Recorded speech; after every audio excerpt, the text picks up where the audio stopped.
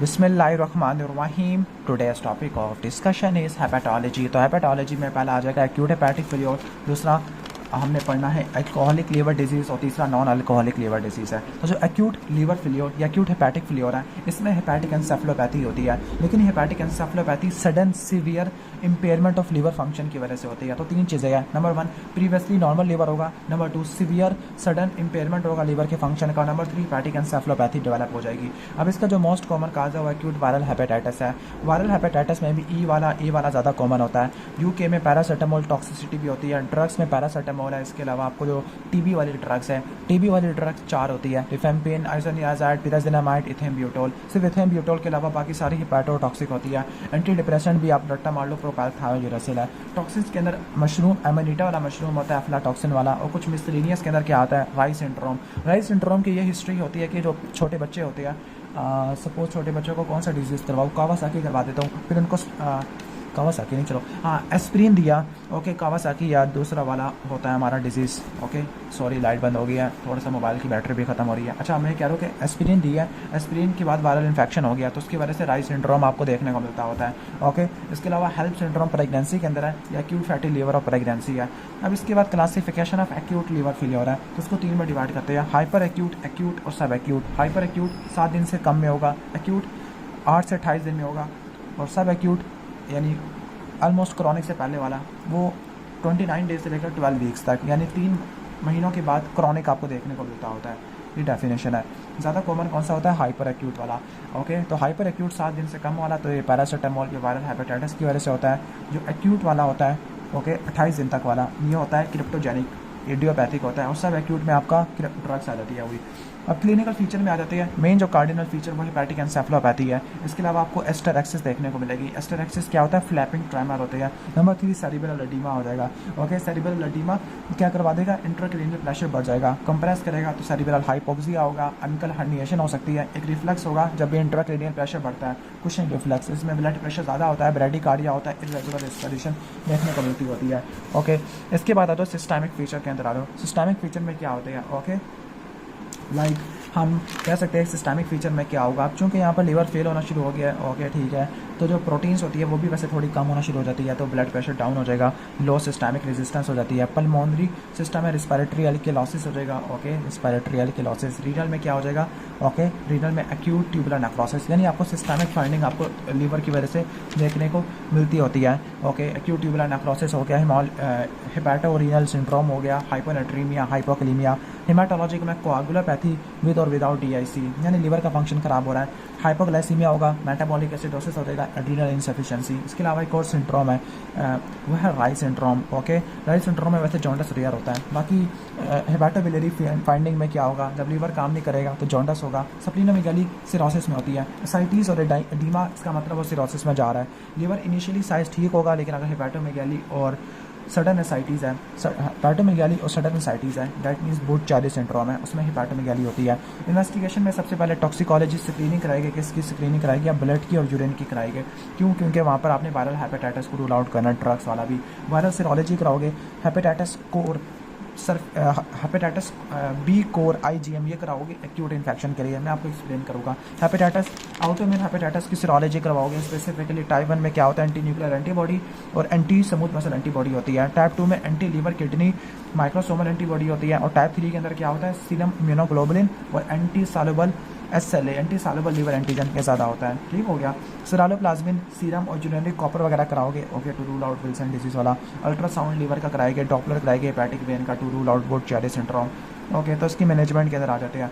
Management के अंदर क्या होगा, मैनेजमेंट के अंदर पेशेंट को एडमिट करेंगे हीमोडायनेमिक और वेंटिलेटर सपोर्ट में, कि हीमाटोलॉजिकल में DIC तो नहीं हो गया। ओके अब लीवर फेलियर हो गया स्पेसिफिकली पैरासीटामोल की वजह से, तो आपको पता है एसिटाइलसिस्टीन हम इस्तेमाल करते हैं इसके एंटीडोट के तौर पर। ओके ठीक हो गया। तो ऑलमोस्ट ओके तो प्रॉपर रोशनी मैंने कर दिया। ओके तो हीमोडायनेमिक और वेंटिलेटर सपोर्ट आएंगे। इंट्रावीनस एनेसिटाइलसिस्टीन ये हेपेटिक फेलियर वाले पेशेंट में इस्तेमाल करते हैं, और ग्रेड 1 to 2 एन्सेफेलोपैथी। एन्सेफेलोपैथी का ग्रेडिंग पीछे लिखा हुआ है।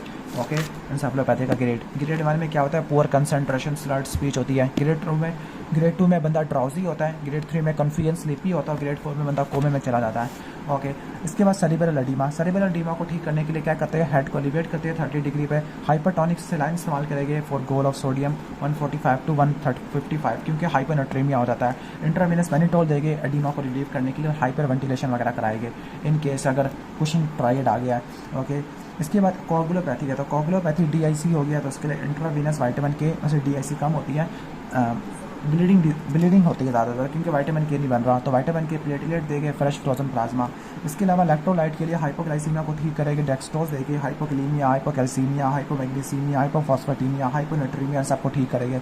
इसके अलावा अगर हेपेटाइटिस बी है तो न्यूक्लियोसाइड ड्रग इस्तेमाल करेंगे, आउटोम्यून हेपेटाइटिस है तो कॉर्टिकोस्टेरॉइड इस्तेमाल करेंगे, विल्सन डिजीज़ की वजह से तो चिलेशन थेरेपी देंगे, हर्पीस सिम्प्लेक्स की वजह से राई सिंड्रोम हो गया तो साइक्लोविर देंगे, गैस्ट्रिक लेवाज चारकोल वगैरह देंगे, गैस्ट्रिक लेवार चारकोल पेनिसिलिन ये अमेनिटा फेलाइट्स टॉक्सिन में देंगे, या चारकोल वगैरह हम पैरासीटामोल में भी दे सकते हैं। लास्ट में लिवर ट्रांसप्लांटेशन करेंगे। ओके ठीक है। अब वो कौन से पुअर प्रोग्नोस्टिक फैक्टर होते हैं एक्यूट लिवर फेलियर में, कुछ नॉन पैरासीटामोल केसेस के अंदर और कुछ पैरासीटामोल केसेस के अंदर, क्योंकि डिफरेंट होती है। पैरासीटामोल केसेस के अंदर अगर pH कम हो रही है, ओके ठीक हो गया, अगर pH कम हो रही है तो ये पुअर प्रोग्नोस्टिक है। या फिर आपको 3 मिलने चाहिए, लाइक सीरम क्रिएटिनिन बढ़ना शुरू हो गया, नंबर 2 यानी सीरम क्रिएटिनिन बढ़ने का मतलब है हेपेटोरेनल सिंड्रोम हो गया, prothrombin time that means liver बना नहीं रहा, और ग्रेड 3 to 4 एन्सेफेलोपैथी है। ओके ठीक हो गया। जबकि नॉन पैरासीटामोल के अंदर प्रोथ्रोम्बिन टाइम अगर 100 से बढ़ गया अकेला उसको कर दिया, या उनमें से 3 जॉन्डिस टू एन्सेफेलोपैथी टाइम 7 दिन से ज़्यादा, एज का देख लो 10 से कम या 40 से ज़्यादा, या ड्रग इंड्यूस या नॉन हेपेटाइटिस AE है, और बिलिरुबिन ज़्यादा है, और प्रोथ्रोम्बिन टाइम या फैक्टर 5 का लेवल फैक्टर 5 कम है, एन्सेफेलोपैथी ग्रेड 3-4 है। ओके रट्टा मारना वैसे नॉन पैरासीटामोल और पैरासीटामोल काजेज। अब आ जाती है अल्कोहलिक लीवर डिजीज़ है। अल्कोहल की वजह से 3 चीज़ें होती है, पहले फैटी लीवर होगा, फिर हेपेटाइटिस होगा और फिर सिरोसिस हो जाएगा। जब तक हेपेटाइटिस होगा उसको आप रिवर्स कर सकते हैं अल्कोहल छुड़वा के, लेकिन अगर सिरोसिस डेवलप हो गया, सिरोसिस तो एंड स्टेज होता है, इरिवर्सिबल होता है, उसको आप रिवर्स नहीं कर सकते सिरोसिस को। तो alcoholic liver disease chronic alcohol consumption की वजह से है। पहले फैटी लीवर डिजीज़ होगा जिसको अल्कोहलिक स्टीरोसिस कहते हैं, फिर जो हेपेटाइटिस होगा और सिरोसिस होगा। सिरोसिस इरिवर्सिबल होता है, ठीक हो गया। ओके ठीक है। अब अल्कोहल लीवर डिजीज़ कब होगा, जब थ्रेशोल्ड इसका 21 यूनिट पर वीक ये क्रॉस होगा फीमेल के अंदर, और मेल्स के अंदर 28 का, ये थ्रेशोल्ड रट्टा मार लो। और 3 में डिवाइड करना है, अल्कोहलिक स्टीटोसिस, हेपेटाइटिस और सिरोसिस। स्टीटोसिस के अंदर क्या होगा, स्टीटोसिस में हेपेटोमेगैली नहीं होगी, सिर्फ लीवर के एंजाइम ज़्यादा होंगे, इसका प्रोग्नोसिस अच्छा है। अगर अल्कोहल छोड़ोगे 3 महीनों के लिए तो स्टीटोसिस खत्म हो जाएगी। हेपेटाइटिस में जॉन्डिस होता है और लीवर का साइज़ बढ़ जाएगा।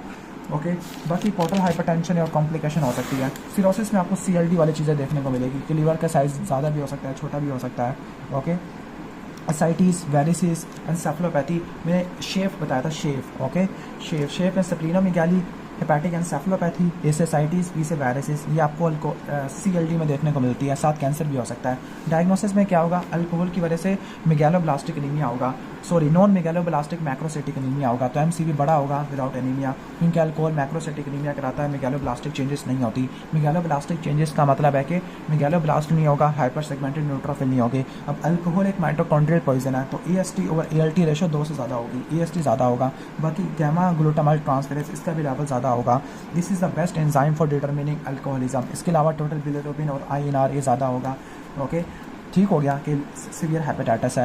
एक स्कोर होता है डिस्क्रिमिनेंट फैक्टर, ओके ये प्रोग्नोसिस को चेक करता है, इसको मेड्रिड स्कोर भी चेक करते हैं, ये सीवियरिटी कितनी है अल्कोहलिक फैटी लिवर डिजीज़ की। तो उसमें प्रोथ्रोम्बिन टाइम BP से रट्टा मार लो, बिलिरुबिन और प्रोथ्रोम्बिन टाइम यही वाला चीज़ आ गई है। उसका फार्मूला वैसे याद देख लो, वैसे आता नहीं है एग्जाम में। अब इसमें आपने अल्कोहल को छुड़वाना है, और अल्कोहलिक फैटी लिवर के लिए जो ड्रग ऑफ चॉइस है वो स्टीरॉइड्स होते हैं। कब यूज़ करोगे, जब DF स्कोर 32 से ज़्यादा का होगा, ओके एन्सेफेलोपैथी होगा। इसके अलावा पेंटॉक्सीफाइलिन इस्तेमाल करेंगे अगर हेपेटोरेनल सिंड्रोम है, और लास्ट में डेफिनेटिव ट्रीटमेंट क्या होता है, लीवर ट्रांसप्लांटेशन। इसके बाद आ जाओ क्रिप्टोजेनिक, जो होता है आपका non alcoholic fatty liver disease है। Non alcoholic fatty liver disease में क्या होगा, फैटी इन्फिल्ट्रेशन तो होगी लेकिन उसका काज अल्कोहल नहीं होगा या दूसरे काज नहीं होंगे।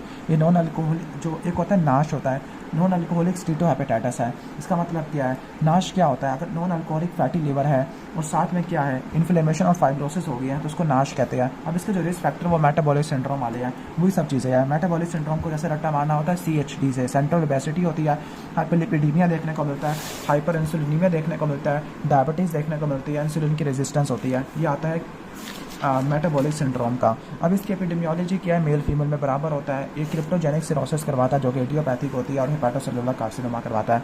पेशेंट एसिम्प्टोमेटिक होते हैं। मेटाबॉलिक सिंड्रोम में आपने सस्पेक्ट करना होता है। वंस अगेन ELT AST से बड़ा होगा। इसके अलावा गैमा ग्लूटामाइल ट्रांसफेरेज के अलावा आइसोलेटेड एलिवेशन होगा और कभी कभार ये वेरिसेल ब्लीडिंग करवा सकता है। अब non alcoholic fatty liver disease और नाश, इनको कैसे डिफ्रेंशिएट करना होता है। ओके, नाश, ओके, पहले आपने डिफ्रेंशिएट करना होता है। Non alcoholic fatty liver disease है, अगर non alcoholic fatty liver disease है, सिर्फ फैटी लिवर है, तो आपने फॉलो अप की ज़रूरत नहीं होती। नाश में आपने फॉलो अप करना होता है। नाश में क्या होगा, ट्रांसअमाइनेज के लेवल ज़्यादा होगा, मेटाबॉलिक सिंड्रोम भी होगा और लीवर बायोप्सी में 3 चीज़ें देखने को मिलेगी, 4 चीज़ें सॉरी।